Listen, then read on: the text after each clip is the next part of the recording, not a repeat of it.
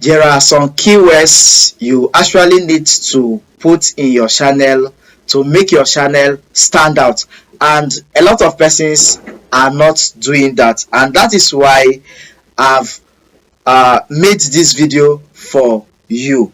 Now I will show you where to insert those keywords right now. So come with me to my PC. Now currently on my PC, all you need to do is to go to studio.youtube.com, and then on the desktop version you scroll down here where you have settings, and then when you click on these settings you go under your channel, and then you see basic information, advanced, and then future eligibility. All you need to do is to scroll down and you will see keywords.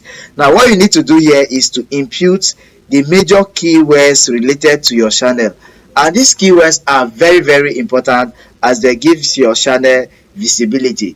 There are a lot of persons that just create their YouTube channel without knowing that there are keywords that you need to put in your channel. These keywords helps you to rank better, helps your channel to helps the algorithm to recommend your channel, help the algorithm to know what your channel is all about.